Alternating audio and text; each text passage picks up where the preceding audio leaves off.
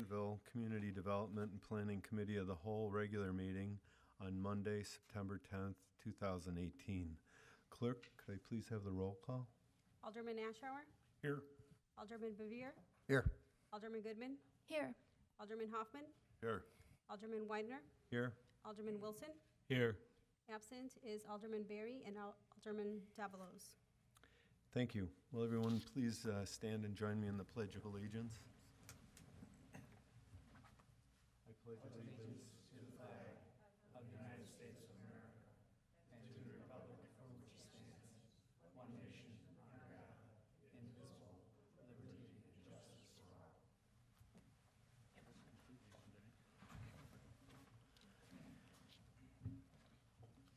Now's the time we set aside for citizens' comments. However, I believe that the citizens that have signed up are most interested in sharing their comments on agenda item number 1. And it might be most appropriate to have staff do the presentation, and then at that time, citizens could offer their comments and ask their questions. So if that would be okay, if any citizen wants to make a comment at this time, we're available to listen. If not, we'll go ahead. The mayor has a couple proclamations that he would like to deliver. Mayor? Thank you, Mr. Chairman. We'll do that, and then I guess we'll go to official and staff comments after that. Yes. All right. 2 proclamations this evening. Begin with the one for National Rail Safety Week, September 23rd through the 29th, 2018. Whereas 2,105 rail grade crossing collisions resulted in 807 personal injuries and were responsible for 274 fatalities in the United States during 1917. And whereas 1,027 trespassing incidents have occurred in the United States, resulting in 520 pedestrians being killed and another 507 injured while trespassing on railroad property rights-of-way during 2017.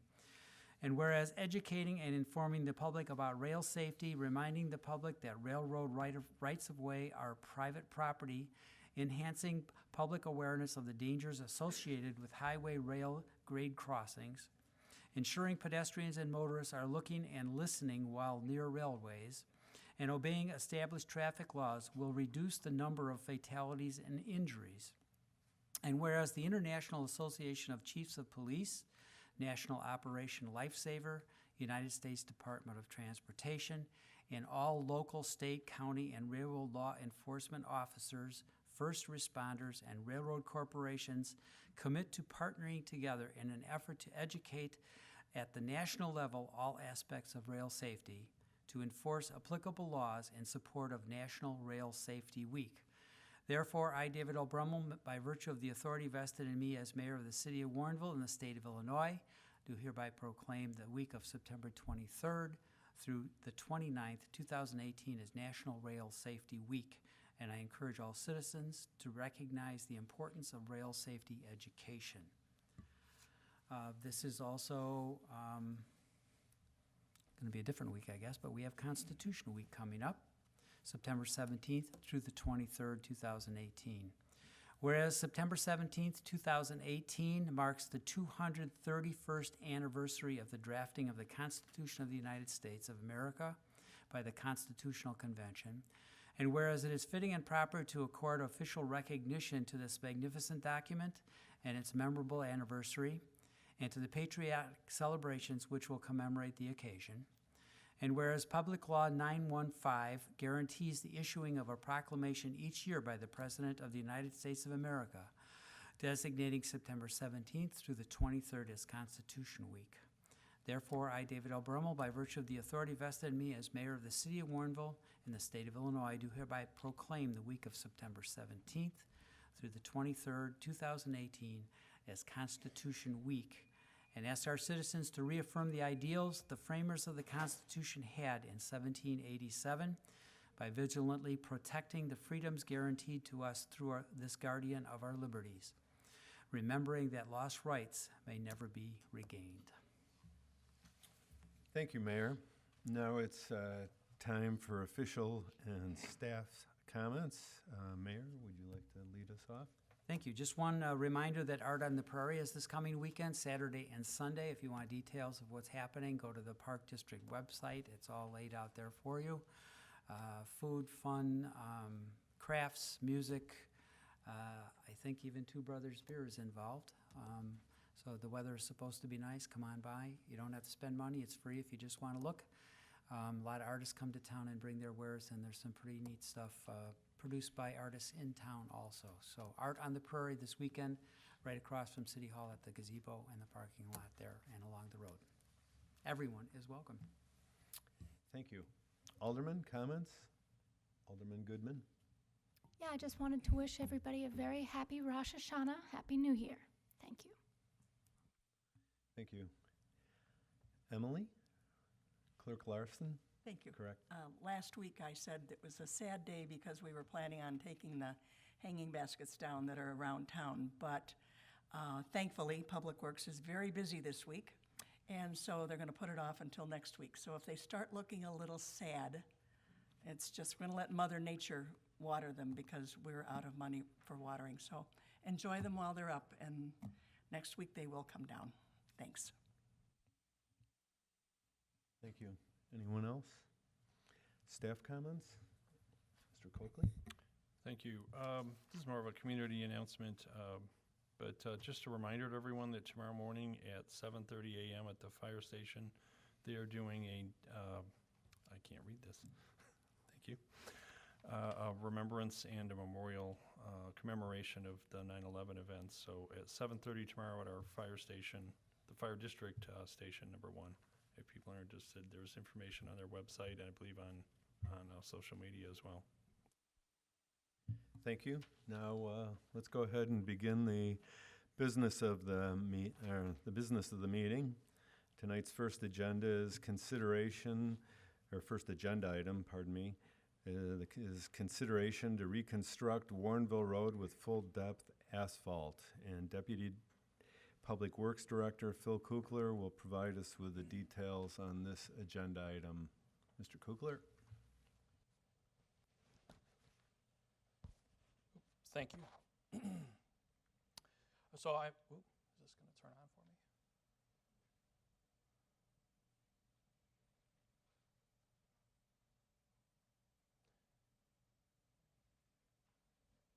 There we go. Okay, so I am here to present staff recommendations for the future of the Warrenville Road permeable pavers. What I want to start with first is that the Warrenville Road needs to be reconstructed.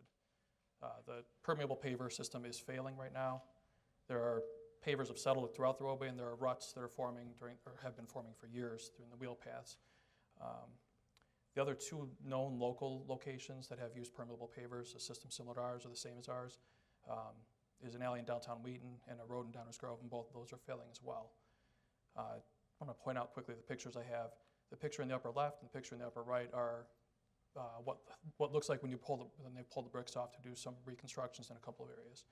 You'll notice that the picture in the upper left in particular, there you see the loose stone that was around the brick that was there, so that we'd chipped the road, and those are the loose chips from inside in the joints of the brick. And when the brick got pulled up, that loose stone stayed. But if you look at the compacted stone around it, that's what's happening in the wheel ruts to the stone that's below, the stone layers that are below the bricks.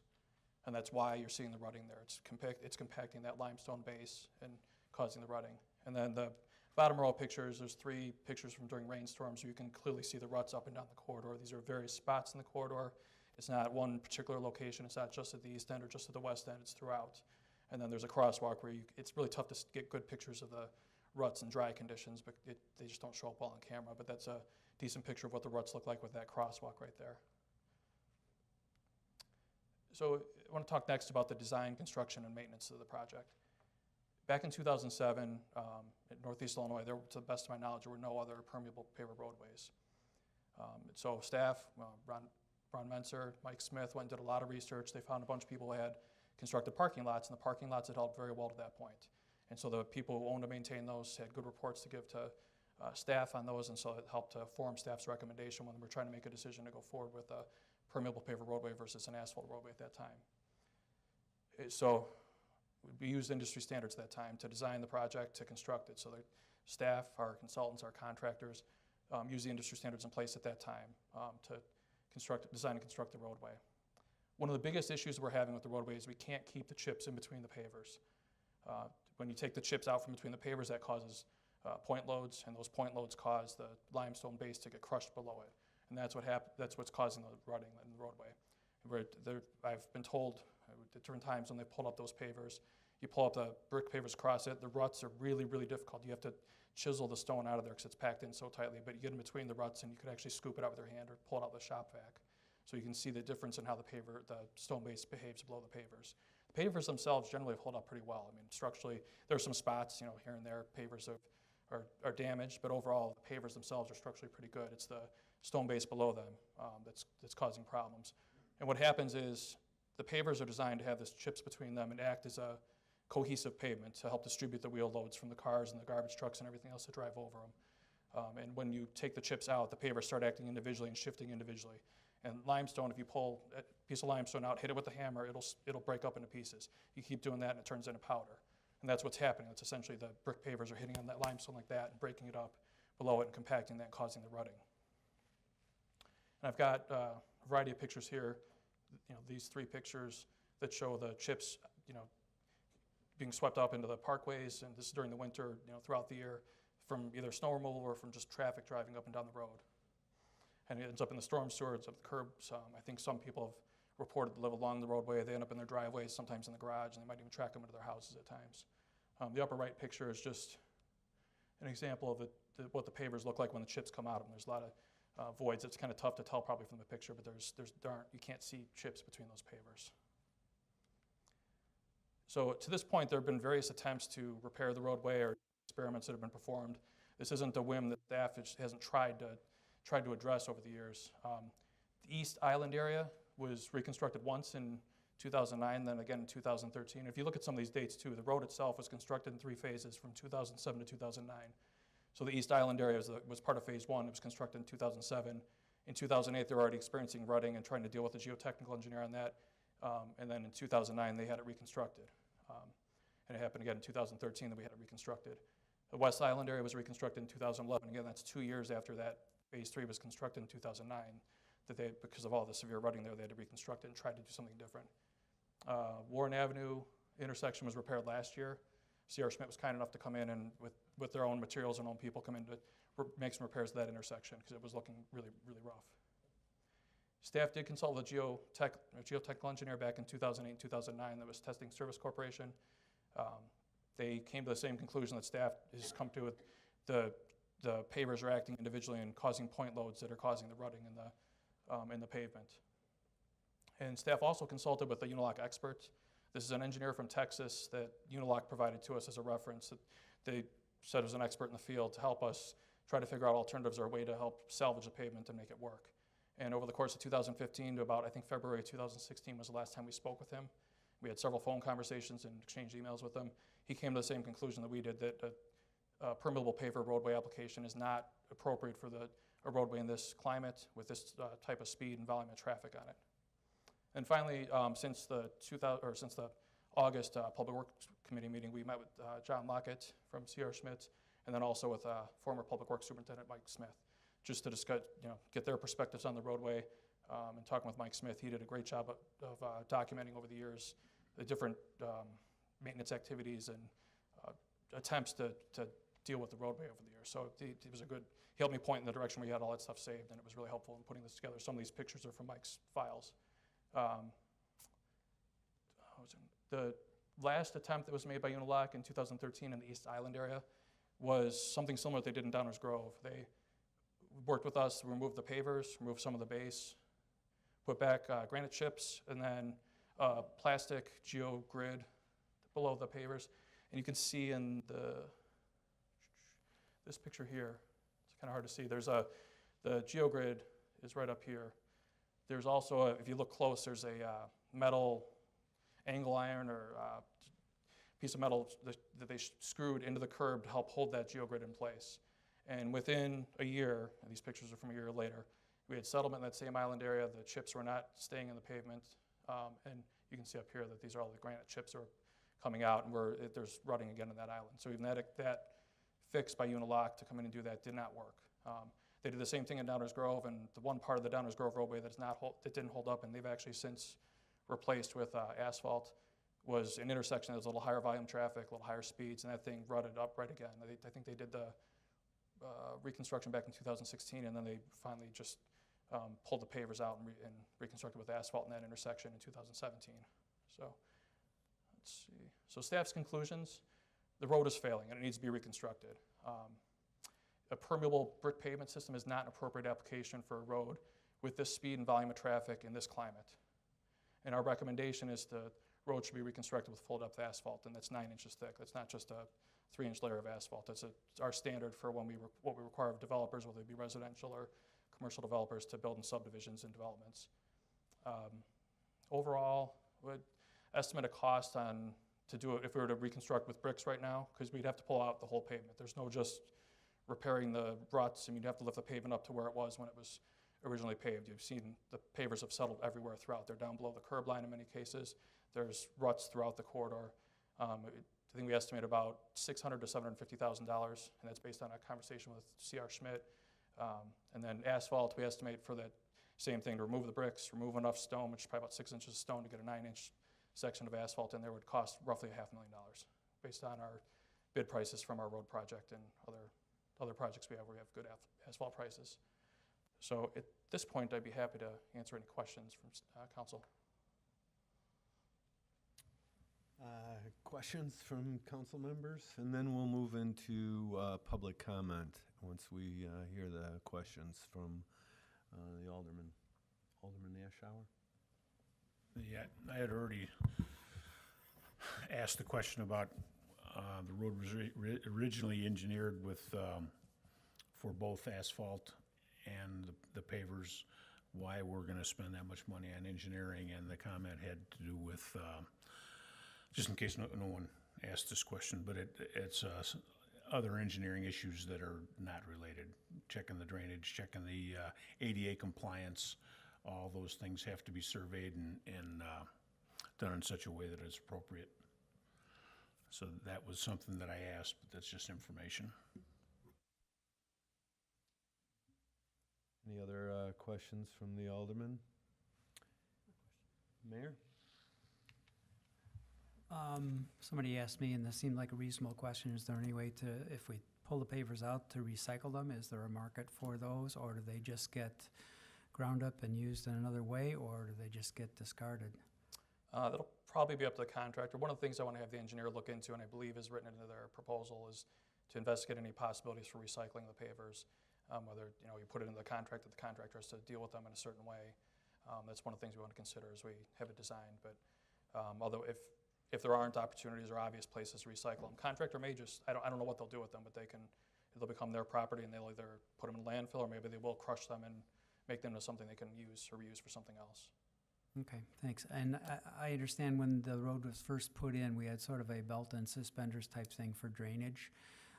The road was supposed to provide a certain amount of drainage, perking down into the soil, but in case that didn't work, we already have a system in place that is compatible with the asphalt that you're suggesting that we do, correct? That's correct.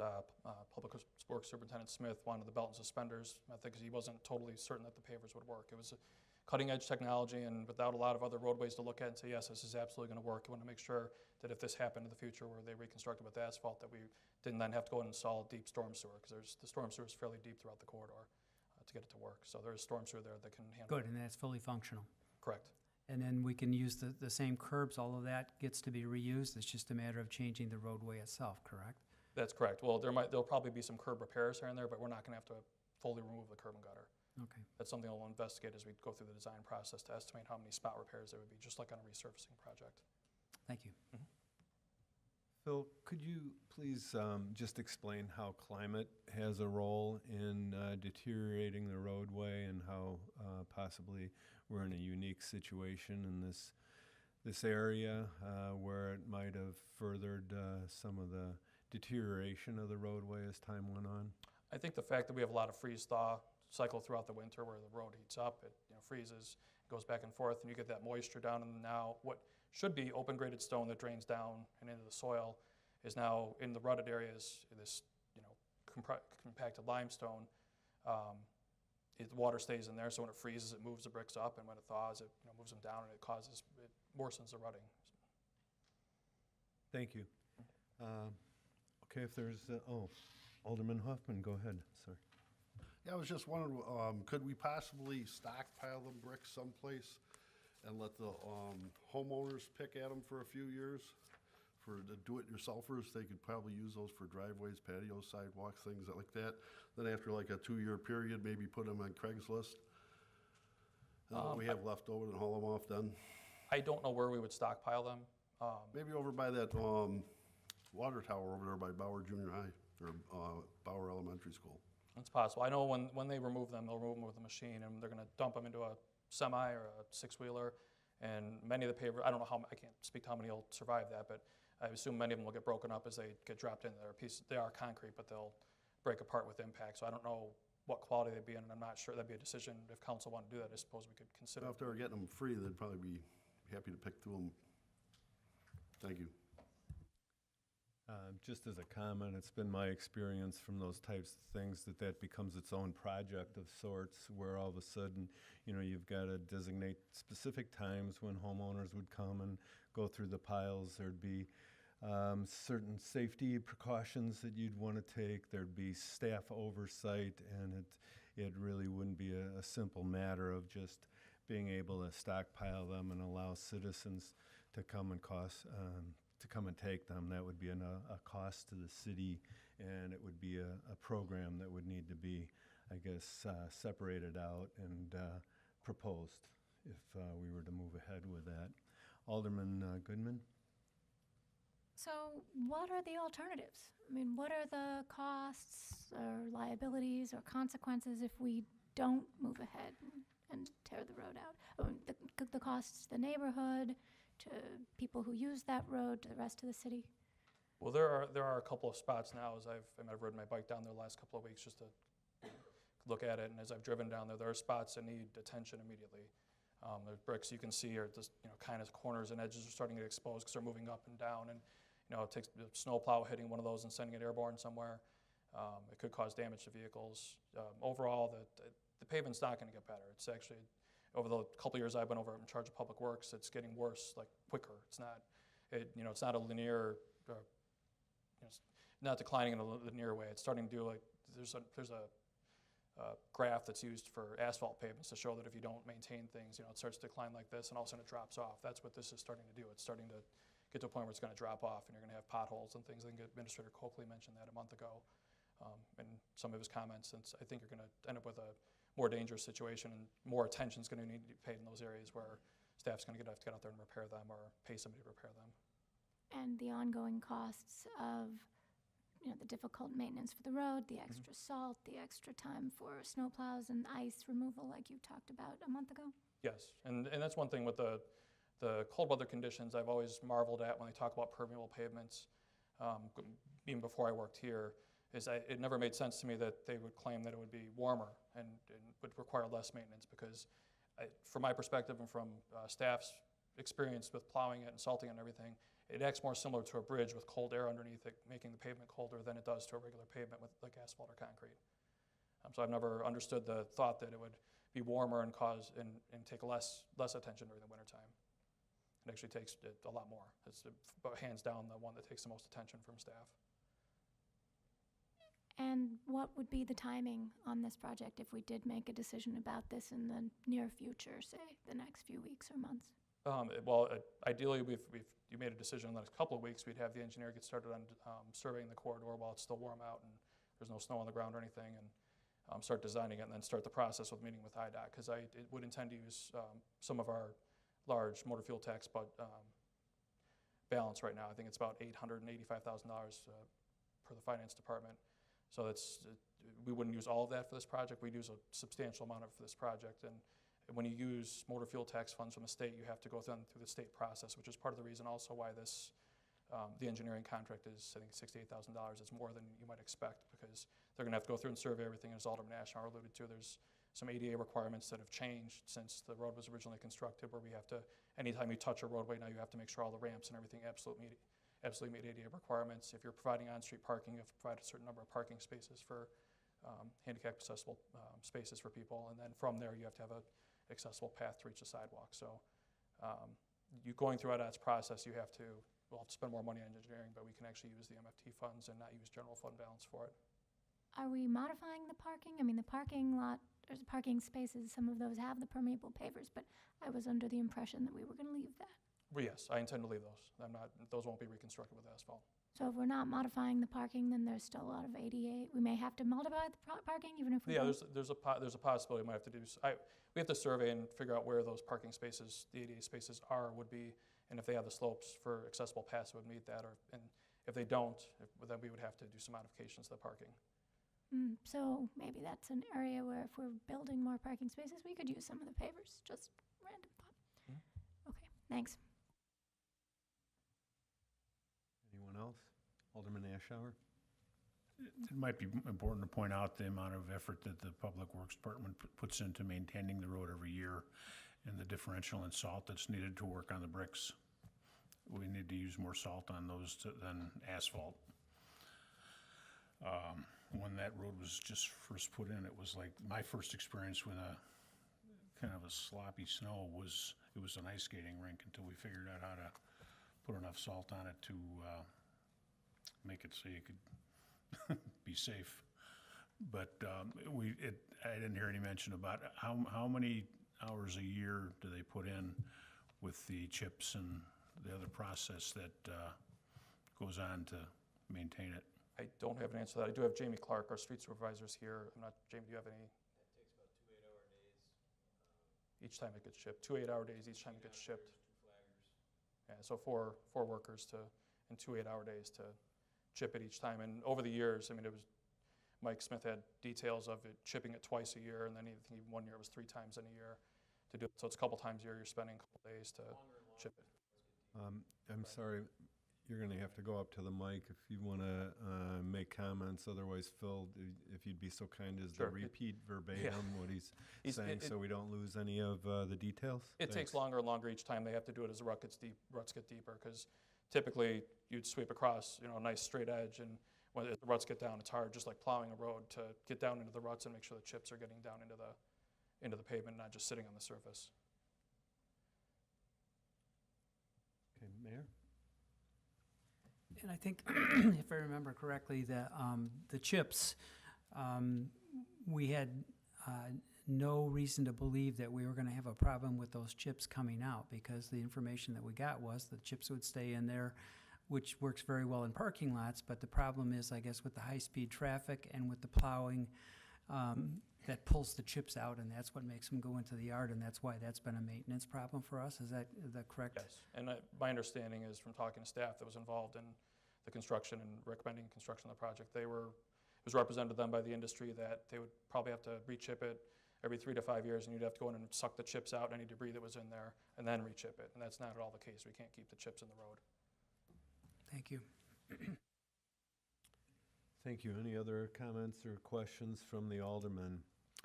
Okay, if not, we'll go into some of the people we have signed up for public comment. The first individual I have is Paul Cureton. If you'd like to step to the microphone, introduce yourself, and offer your comments. You're okay at the moment? Okay. John Lockett, would you please come to the microphone, introduce yourself, and make your comments? Thank you. Yes, please.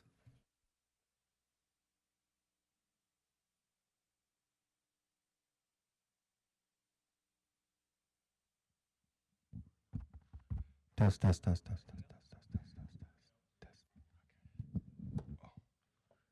little awkward down there. John Lockett, 3S331 Williams Road. I am with C.R. Schmidt. We are actually the installer of the brick pavers on all 3 phases. I remember 10 years ago when this was going on, and our old office building was right next to Public Works. and we're looking out over, and everybody's talking about permeable pavers. And we're a little old brick paving company, and we're like, this is great. What are the odds that this town is going to do permeable pavers?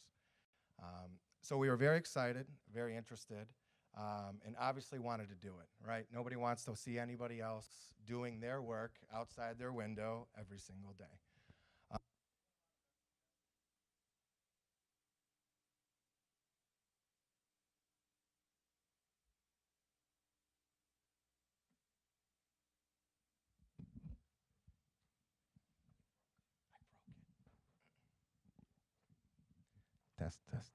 Test. Okay. That being said, there are a couple comments that I just want to make. The road at that time was constructed with the best information and stuff that we had available to us. And I think it's important to notice or to point out that a lot of the permeable paver parking lots that you see today, which we know work. We know the parking lots work. We know the off-street parking works. That cross-section is very similar to what we did at Warrenville Road with regards to a CA1, a CA7, a CA16, the paver, and the chips that go in it. So it is my opinion that, and I think it's the same as the staff, you know, with the speed of the traffic, the point load, the chips being dispersed, being displaced out of there is what is causing that setting bed to crush. Because like I said, we do not see that in any of the parking lots or anything that we have done in the past 10 years, which is probably, you know, 200-300 jobs, you know, all varying sizes, but still with vehicular traffic. We just don't see it. The other thing was I wanted to point out that I think the same thing staff had said. It's one of the first permeable roads. So there have been roads since, Downers, as they suggested. Downers looks 100 times worse than what Warrenville Road looks like. It looks like a wave. And they had called us in a couple times to kind of give them our thoughts and opinions and potentially try to do the same fixes, I think, that Unilock did with the granite chips and stuff down on the end of the road. And they eventually got to the point to where it was just time to replace it. I think that there are things that could be done to make the road manageable. It's all about expectation and what everybody is going to want to see. That being said, on the other side of it, I would not want to plow it. I mean, I understand what the city's saying, and I understand that, you know, nobody wants to make anybody else's job harder. It's just, I think that there's still some time left in there. I was a little shocked by the price of the asphalt because it is going to be cheaper than if you were going to redo pavers, in my opinion. Obviously, there's other people that could bid it or whatever to look at it. But I just wanted to make it a point because I think a lot of people were making comparisons to, you know, the Arboretum, to the Kane County Cougars, to here, to there. But I just wanted to make sure that everybody understood that this road is constructed the same way that all these parking lots were. And personally, we think the reason that it is in the shape that it is because of the traffic and the speed. And then if you do decide not to do the asphalt and you need anything from us, or if you need anything from Unilock, the manufacturer, I've talked to them, as we've said before, we are more than willing to help. Even if it's a Band-Aid to get you through more time, to whatever you need, we're here to help no matter what it takes. Okay? Thank you. Appreciate it. Our next person signed up to make comments this evening is Mr. Bob Siebert.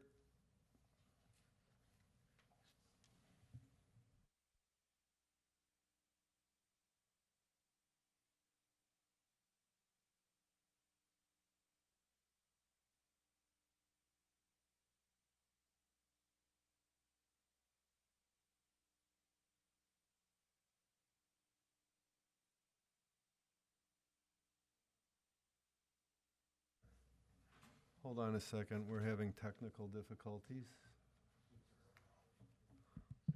Hello? There you go. Okay. Okay, since 2007, a lot has happened. Engineering has not stood still. the benefit, I think, of the permeable pavers shows even today, when 30 minutes after the rain last week, the water was gone. When it stated about the chips, says, oh, it's the chips. But I haven't seen any engineering studies that said that. It could be the substructure, it could be further down where the problem is occurring, and in the shifting that would then impact the chips. This evening, two individuals from Bellegarde, because they're interested, because this is an industry issue, not a manufacturing issue. I would suggest that they be given the information on the original engineering, the structure, how it was designed, and then be able to look at that, because the one individual handles the paving across the nation. And I always think that the more people you have looking at a particular issue, the better conclusion you can come to. And instead of eliminating and getting rid of something that is a benefit, will be a benefit, take some time, allow these people or any other people, engineers, professional engineers that have experience in this, to look at it, to come up with methods or suggestions in this. I know that there's been suggestions, but there's been improvements. There's been improvements in the recent years. We also put these pavers in. The one key, when we put the pavers in, the subcontractor that's putting the base in is under our control, because the key in this type of an installation is complete detail on every step, every filling of the different stones. If there is not an engineer out there all the time, if there's not somebody watching it, and you have 2 or 3 different people, you don't have control on the project. So I would suggest, since the city spent $5.2 million on this project, that you would take a month or two and allow some of the professional engineers with extensive experience in these areas to look at it. Because I can tell you, you can put asphalt down, but look at River Road. It was put in there. That asphalt road is worse than Warrenville Road. So the asphalt is not the cure-all. The cure-all is to ensure that you have a correct and strong base. It isn't the top 2 inches or 3 inches or 6 inches. That doesn't do it. It's just with asphalt, you're looking at one complete roll, so you don't see those imperfections, the damages. And if you look at this, 80% of that road is fine. The areas where the most water is, and I travel this more than 12 times a day, the area where the water is where the piping and drainage was put in, if that compaction was not proper, you will have additional settling, additional smashing of the stone. This will create a problem. So the first scenario is to find out the cause. And in many cases, we can say it's the filler stone, but it may not be the filler stone.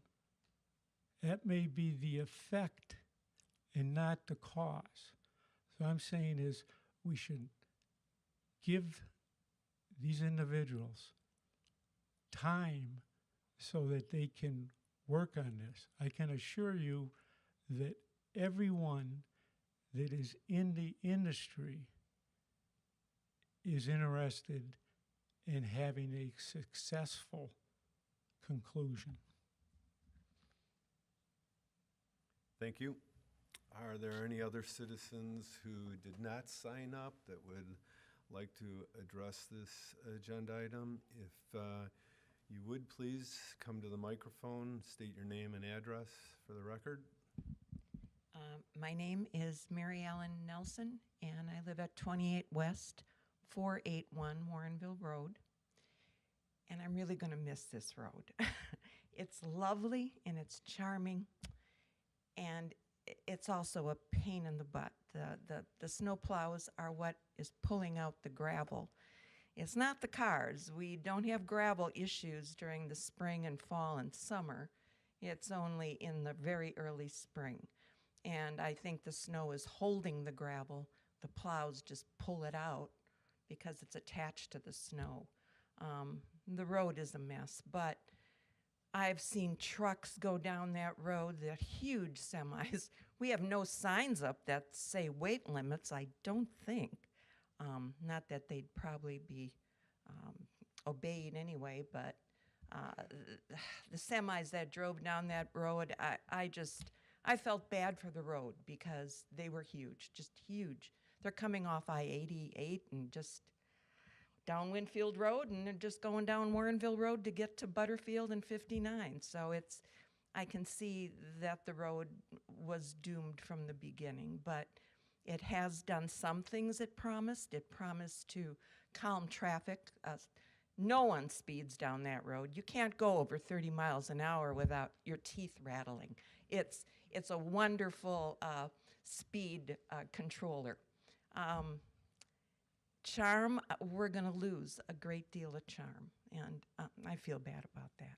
But I was hoping that maybe this time around you would revisit the idea of maybe bearing utilities while we're doing this. I know it's an expensive proposition for all the homeowners along Warrenville Road, but maybe if you broached them, and maybe if the city could maybe do a time payment for them or somehow work it out that we could bury those wires. We lose power 3-4 times on that road every year. I don't know why. I lived in an unincorporated area and we never lost it this frequently. But I think it would at least help with the charm of it. Just a suggestion. That's it. Thank you. Thank you for your comments. Anyone else? Sir, if you would please state your name and address. Hi, Keith Jones. I live on Warrenville Road. I'm hesitant to give my address. Last time I was here talking about speed issues on Warrenville Road, the next thing I knew I had a speed table built in front of my house, and 4x4s had fun going over as fast as they wanted to, so I don't know what to expect after this. Whatever happens to the road, either way, I mean, if it has to be fixed, it has to be fixed. But what I read and everything as far as the volume and speed, that to me is the main thing. I've lived there my whole life, and I live right in the middle. And let me tell you, yes, initially the road did help with slowing down traffic, no doubt about it. But I'm telling you, you stand on Warrenville Road, I'll come over to my house, have a cup of coffee, stand on Warrenville Road in the morning or after work, and there's cars flying down that road, flying. So I know I've gotten older, and I know I need reading glasses, but believe me, all you have to do is hear the hum of the tires on the road, and you know who's speeding and who's not. So I think the volume, the different types of vehicles that are allowed on the road, and something to do with the speed, because between Curtis and Butterfield, there's nothing. People cutting through there off of Butterfield Road to get to Naperville or whatever, they just fly. So something has to be done to that, no matter what happens to the road as far as asphalt or something to do with, either re-engineering and leaving the pavers. But if it goes to asphalt, believe me, the speed issue and the volume is gonna get worse, if anything, if something else doesn't happen as far as doing something to control the speed and the volume. So that's all I want to say. Thanks. Thank you for your comments. Just as an aside, I know in talking to staff that, if we were to make any changes to the road, the traffic calming measures would be discussed with the engineering firm who has awarded the bid, and also we would look for some way to, keep the charm in place. It would be tops, I think, as far as staff's priorities to do that if we were to reconstruct it. Sir, did you want to give your comments at this time? Please state your name and address. My name is Paul Curitan. I live at 17426 Fox Bend Lane, Lockport, Illinois.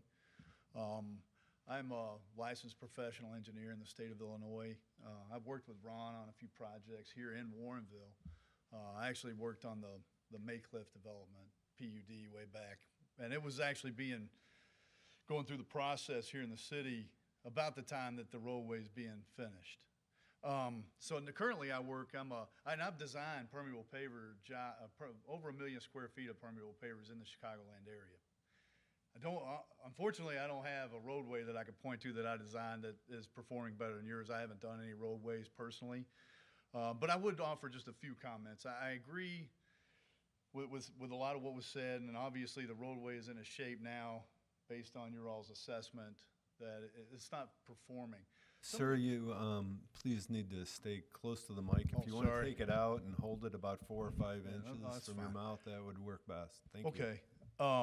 A couple of things. One, he's correct. I mean, the science has come a long way. When we were doing this, when I was designing my first permeable pavement projects in 2006, 2007, it was the wild, wild west of permeable pavers. I mean, there was no science out there, so to speak. There wasn't a lot of studies out there. And we were doing what we thought was the best. In the 12 years that pavement has been installed, there has been an enormous volume of study that has taken place. Now, there's not as many roadways out there, especially in northern climates. There's some in Atlanta that are performing pretty well, but they're not as old as they are here. A couple of things that I noticed when I went out there this afternoon. If you stand on that roadway and you look down, you see a bond line that runs from one end to the other.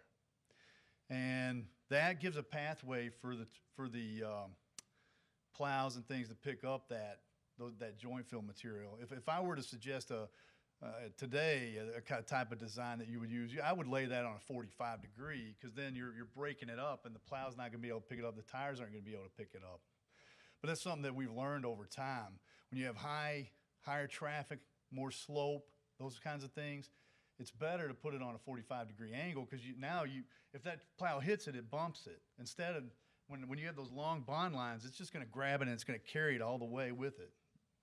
So there are some things that could have been done, I think, if this was designed a little bit later, that may have made it more successful. I'm willing to offer my time to look at what is the design and that kind of thing, but I'm not sure it really is at the point where it would be that much of assistance to you guys, because the pavement is at a point where it's not. I mean, and you're correct. How do you pronounce your last name? Kukler. I actually have talked to you a couple times on the phone. But once pavements it's just like a piece of plastic. You pull it, and then once it starts to really expand, it goes. And that's kind of where you're at in some portions of the roadway now. I just wanted to say, I'm in the industry now. I work for a paver manufacturer, because I believe in permeable pavers, but I do think roadway applications are very tough, and that you don't have much margin for error at all when you're designing it. And you have to pay close attention to all those little details. Like I said, 45-degree instead of long bond. Even if they had offset some of the pallets to break those bond lines up, it doesn't give that pathway for those materials to move as much. And then, you know, there's a lot of things that the subgrade and the way the soil reacts that we know now that we didn't know then. Just some comments. I don't want to see the city of Warrenville really become sour on permeable pavers. I mean, for parking lots and office complexes and things like that, I would love to see you all continue to look into that.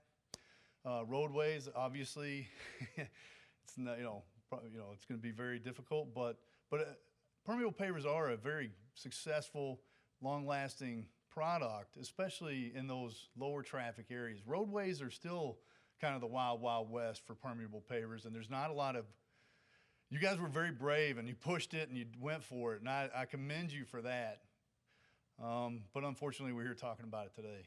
But so that's really all I have. And if there's anything, I mean, obviously, I don't think there's a lot that can be done at this point. But and if you ever have any questions, or I'm available. I'm here in the Chicagoland area, and I'm a resource if ever there. Ron knows how to get a hold of me, or so.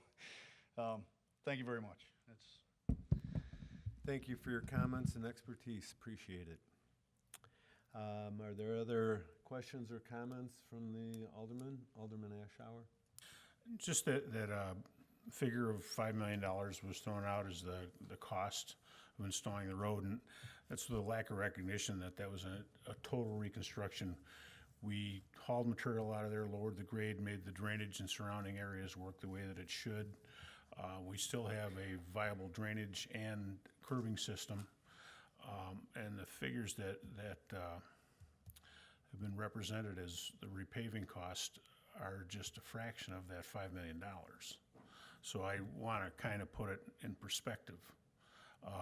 And also, something that went on when that road was built, I always watched the section of asphalt in front of J.H. Bowig that goes from the permeable pavers to Batavia-Warrenville Road.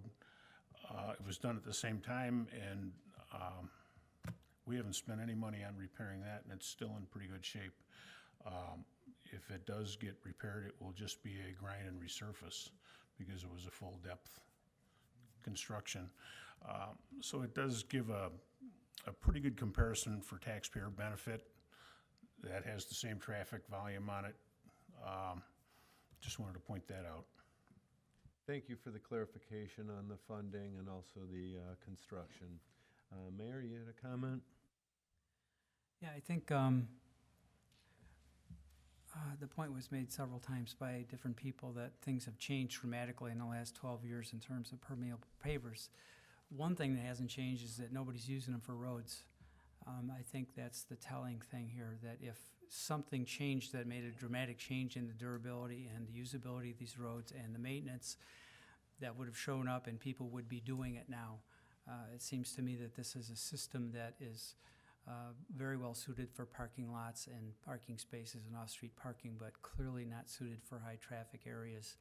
And I'm glad Alderman Ashour made the point that it wasn't $5 million to put the pavers in. That was only a fraction of that cost. It seems to me the prudent thing to do is to abandon this at this point because it just didn't work for a number of reasons, and to work with the traffic calming measures that we can come up with and keep the charm that we can keep. I agree. I've heard from a lot of people it is a very charming road, but it has failed. It has not performed as we expected it to. We expected 30 years out of it. We got about 10. And I haven't heard anything tonight that indicates that if we spend more money on trying to fix this, that we're going to be better off at some point. It's going to be Band-Aids. I think John Lockett's comments were the most telling. He did not say, hey, I've got a fix for you, we can fix this. He said, nah. And that's kind of the way I feel too, I guess. So I support the staff recommendation. Thank you, Mayor. Alderman Hoffman. Yeah, I was wondering, can we get rid of those islands during the reconstruction? Didn't somebody roll their car one time by hitting that island? That'd be a question for Mr. Kukler. You want to care to give a response to that? And it's something we can certainly consider. I know the island, particularly at the west end, keeps getting run over by school buses and semis and things like that. because there's constantly a rut of things hopping over the curb there. It's something we'll have to look at and see. Again, I'll talk with, Community Development Director Benser and City Administrator Coakley to get some background on why those were put in, and if it makes sense to stay or not, but it's something we can consider as part of the design. All right, thank you. Thank you. Alderman Goodman? No, just I was going to say, I think the islands were put in partly for traffic calming. So if our concern here is traffic calming, and if we're trying to use traffic calming techniques on a future asphalt road, then we would probably consider things like islands, like maybe they need to be redesigned or relocated or reshaped in some way. But I think that is one of their purposes, and I would hope that we would maintain traffic calming features like that, at least to the extent that they're functional. City Administrator, do you have a comment? Thank you. I wanted to make sure everybody else had a chance to comment before I kind of catch up, clean up something here.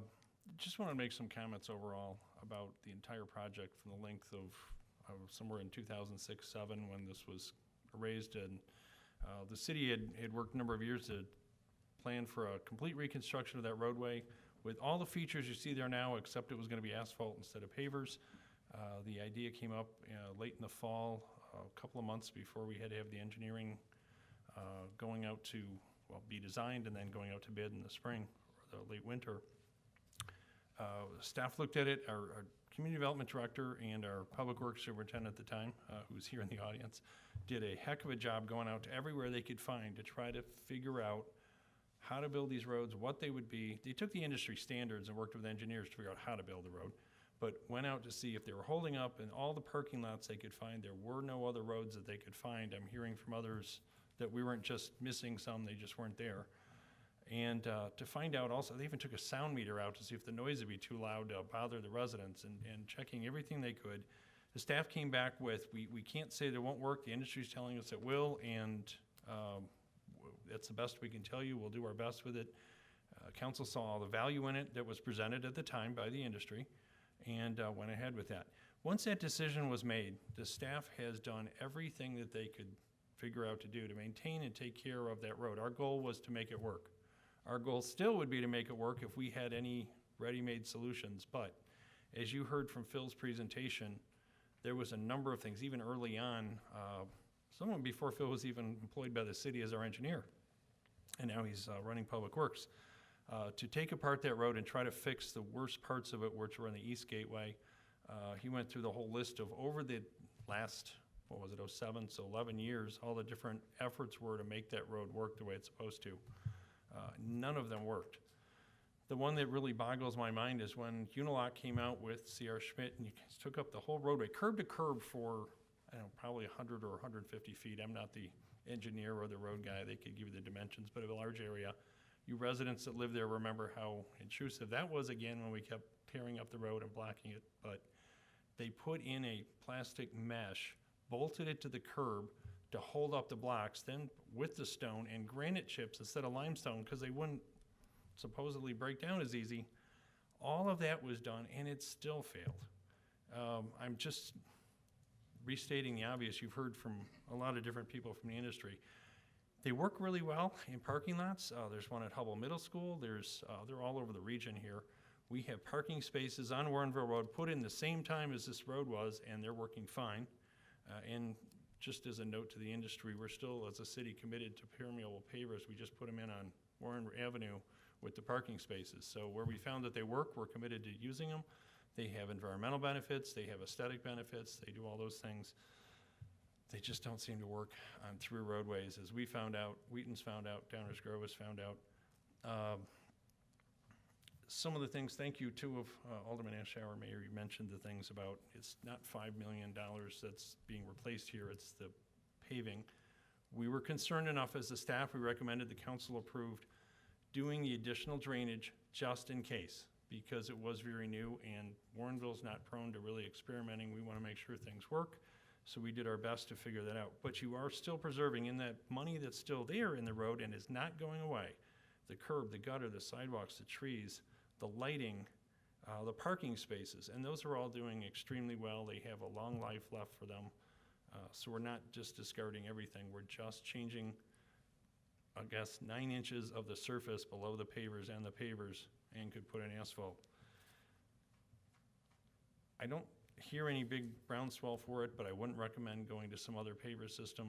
We did a very good experiment, very good process that sounded very solid back in 2007, but it didn't work.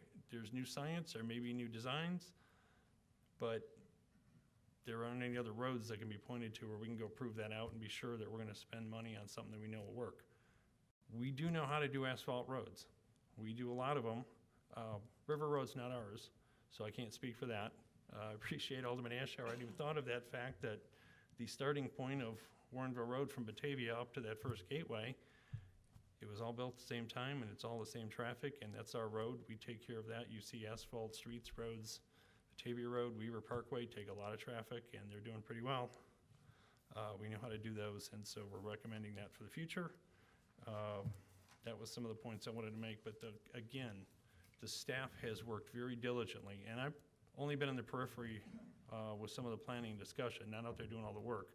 From our guys in Public Works to the planning people to engineers that work for us, have done everything they could over the last 11 years to try to figure out how to make that road work the way it was designed, and we just couldn't. So that's where our recommendation is tonight. Thank you for your comments and clarifications. Yeah. Clerk Larson? I'd like to add that the two islands on Warrenville Road are not only calming, part of the calming system, but they're going to be part of the charm. And if you take those out, then you've just got a straight shot. You've just got a plain old road. And so I'd like to see them stay. They could be redesigned.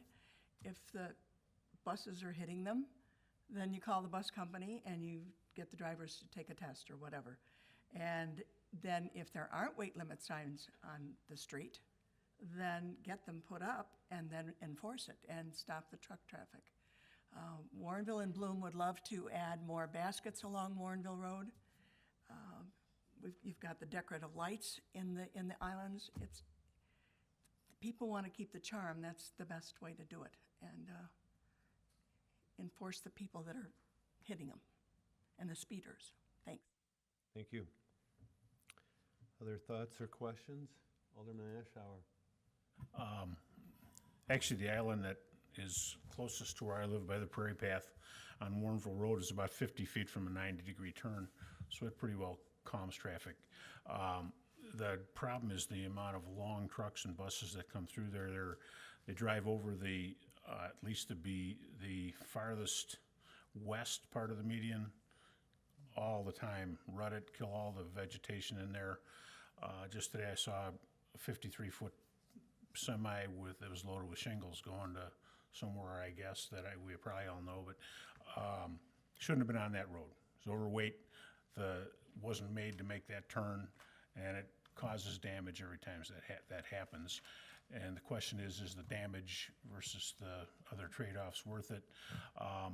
Also, I think that if we need to add a stop sign at three-way stop at Rockwall or a four-way at Migan or something that breaks the area between Curtis and the Prairie Path, I think that would be a valid choice that would slow traffic down, because there's nothing that causes traffic to stop anywhere on that long stretch of road. The other thing that might be worthwhile is some flashing stop signs. I have family that lives close to Curtis and Warrenville Road, and I see people drive through the stop sign on Warrenville Road like they never saw it. I mean, they didn't slow down, didn't hit the brake, didn't look either way. They just plain missed the stop sign. And that something to draw more attention to people that aren't familiar with the area could probably save some lives. Thank you. Any other thoughts or comments? If not, we're looking for a motion. Alderman Goodman. I'd like to make a motion to recommend that the City Council direct staff to proceed with the process to reconstruct Warrenville Road with full-depth asphalt and work with the city attorney to prepare a fiscal year 2019 budget amendment for design engineering for the project. Okay, we have a motion and a second. The only thing that I would add to that in the way of discussion is that, you know, we're certainly looking for all those additional amenities from the engineering design firm that people have mentioned, the charm, the traffic calming, and doing those types of things however and wherever we can with, of course, longevity for the road as our top priority and cost efficiency. So thank you. All those in favor say aye. Aye. Opposed?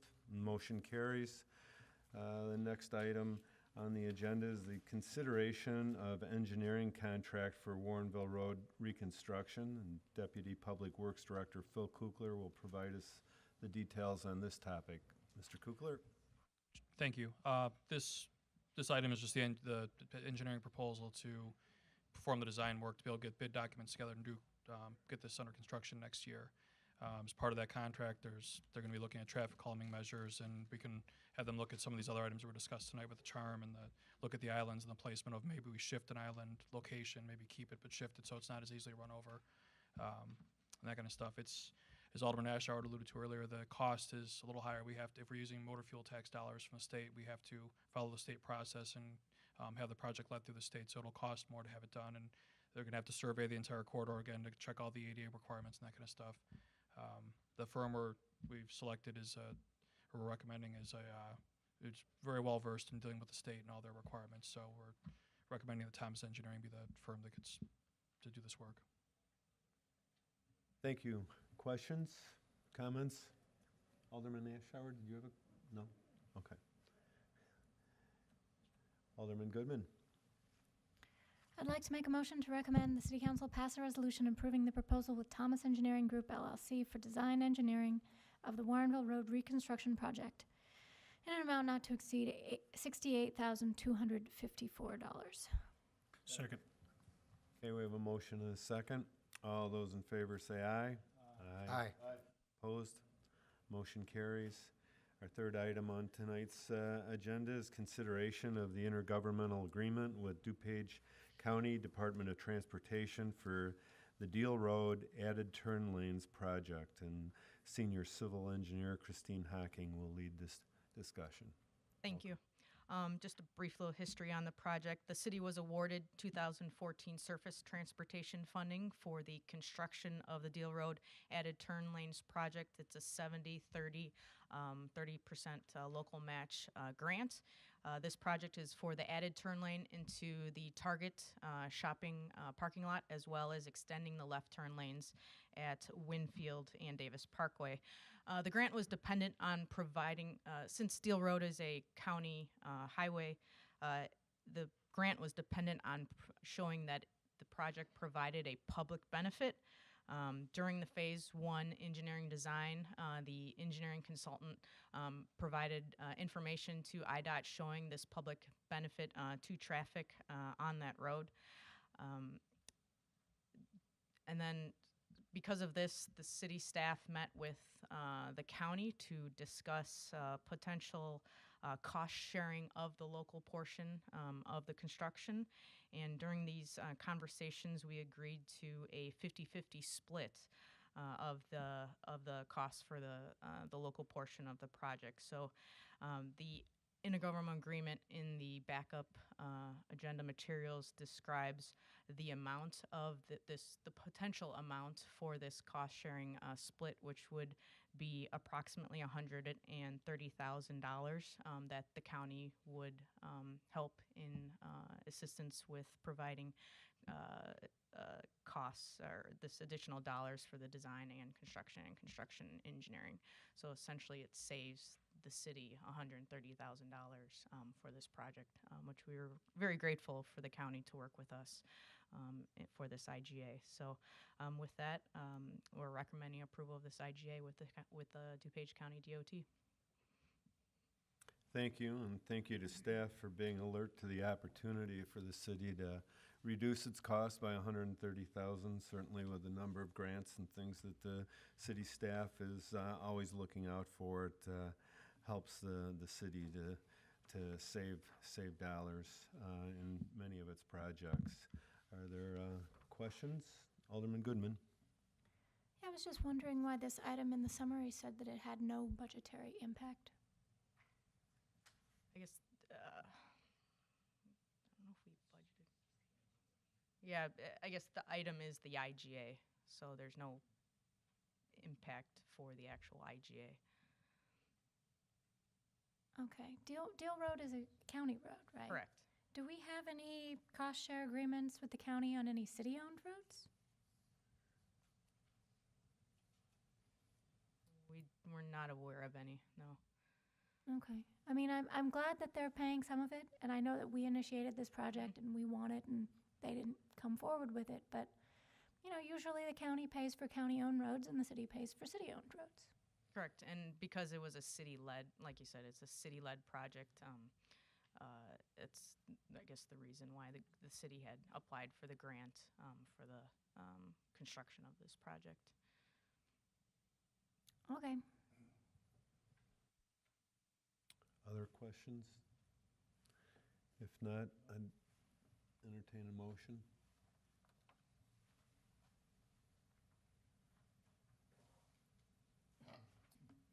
Alderman Wilson? I'd like to make a motion that we recommend the city. Make a recommendation the city council approve an intergovernmental agreement between the city of Warrenville and DuPage County Department of Transportation regarding cost sharing for the Deal Road added turn lane project. Second. Have a motion and a second. Is there any further discussion? If not, all those in favor say aye. Aye. Opposed? Okay, the motion carries. We have several informational items. Item number 4 is to review and file the quarterly economic activity report. If there's no questions or comments regarding that, we'll move on to the next item, item 5, which is to review and file the commercial space vacancy report. And if there's no questions or comments regarding that, we'll move on to item number 6, which is also an informational item to review and file the Community Development Department fiscal year 2019 decision packages status report. And if there's no comments or questions regarding that, we'll move to item number 7 to review and file the Community Development Department fiscal year 2019 work program status report. And if there's no comments or questions regarding that, finally, we'll move to item number 8, which is to review and file the bi-monthly code enforcement activity report. And seeing no comments or questions, there's nothing to discuss under the miscellaneous agenda item.